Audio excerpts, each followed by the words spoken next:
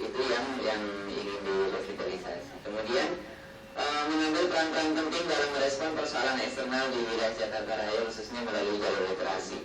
Ada banyak hal persoalan-persoalan yang khususnya di lingkup Jakarta Raya yang kita harus mengambil peran aktif gitu dalam merespon persoalan-persoalan sosial, persoalan global, supaya kenapa itu harus diambil, supaya FLP itu punya bargaining position di wilayahnya.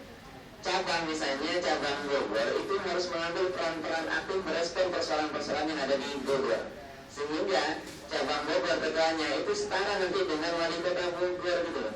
Jadi punya bargaining position di tingkat wilayahnya masing-masing, begitupun di tingkat wilayah. Saya rasa seperti itu.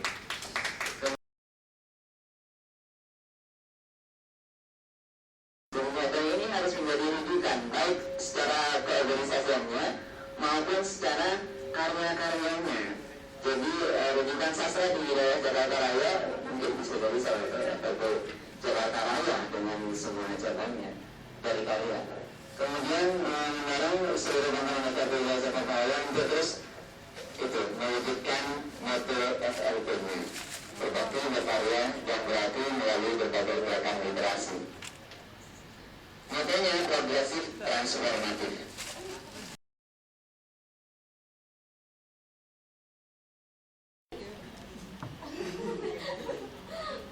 Finansial. Tadi Kak Arai, kemudian Mas Sudi itu finansial memang berkata rapi, tapi sesuai tidak dengan program yang akan kalian capai, karena dalam perjalanan nanti pasti ujung-ujungnya memeraskan dan pribadi lagi. Ya, jadi apakah ada realnya itu ada usaha dari FLP atau misalnya FLP jadi pengusaha, jadi dari FLP untuk FLP seperti itu. Dan Assalamualaikum warahmatullahi wabarakatuh. Langsung ke Kak Sudi, waktunya 2 menit menjawab. Iya, kalau untuk tadi kan saya memang bilang mandiri secara finansial.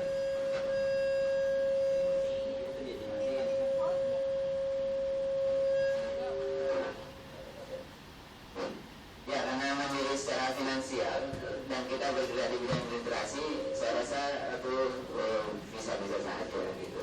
Selain tadi membangun kemitraan dengan sponsor dan lain sebagainya, kemitraan yang JSL-JSL-nya. Nah, selain itu juga bagaimana dari literasi itu bisa juga membangun kemandirian finansial seperti itu. Contoh misalnya sekolah menulis itu bisa dilakukan oleh FLP.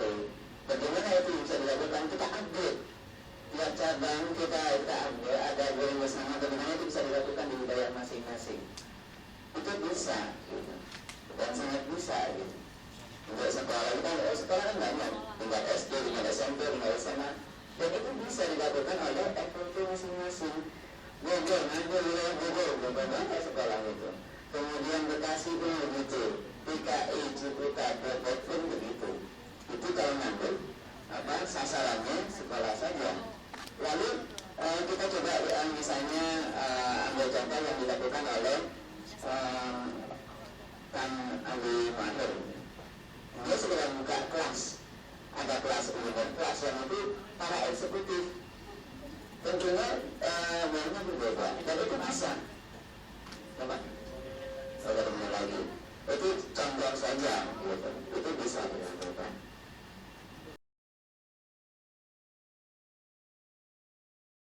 Organisasi menjadi organisasi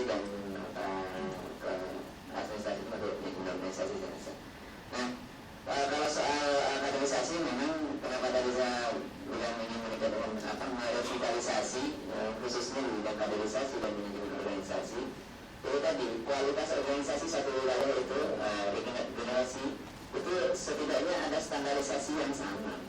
Soal nanti penamanya dan sebagainya itu soal lain, tapi standarisasinya itu harus dibuat sama supaya tidak tumpang, yang satu lari yang satu masih merangkak.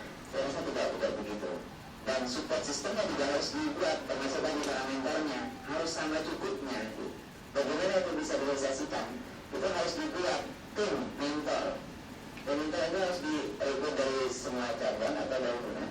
Kemudian nanti di kader di upgrade itu kan kembali lagi ke cabang menyebar seperti itu. Salah satunya adalah itu, sehingga kualitasnya setidaknya merata seperti itu. Itu dari organisasinya. Kemudian di samping itu memang dilakukan karena kaderisasi kita, penjenjangan kita itu harus dilakukan dari ke muda, madya, andal, itu harus dilakukan baik oleh cabang, wilayah maupun nanti oleh pusat secara sistematis gitu. Dan standarisasinya itu harus ada kayak model sertifikasi, jadi ada sertifikasi jenjang kepenulisan gitu. Dan itu terjamin kualitasnya. Seperti itu. Organisasi itu kan terjadi organisasi hanya dari tiga hal itu harus jadi satu kesatuan: keislaman, keorganisasian, dan kepenulisan. Tiga-tiganya itu harus terupload dalam satu individu kader. Nah itu kalau dari kader. Kemudian manajemen organisasinya, kenapa harus dilakukan? Karena itu penting, karena satu hal bahwa manajemen konflik bangsa cukup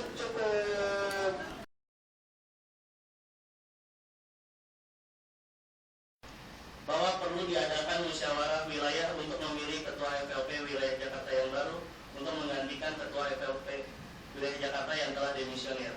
Memperhatikan pemaparan visi dan misi calon ketua FLP wilayah Jakarta Raya.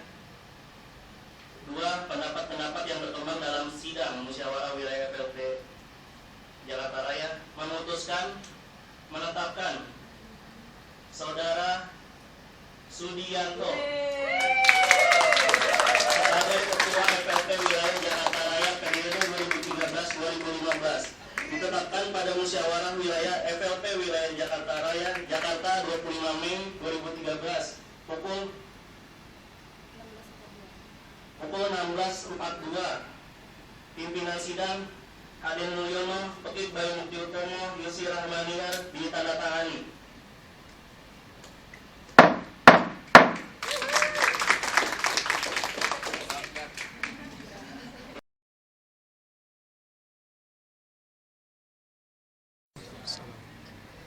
Innalillahi wa inna ilaihi raji'un. Teman-teman sudah menjebloskan saya ke tanah ini.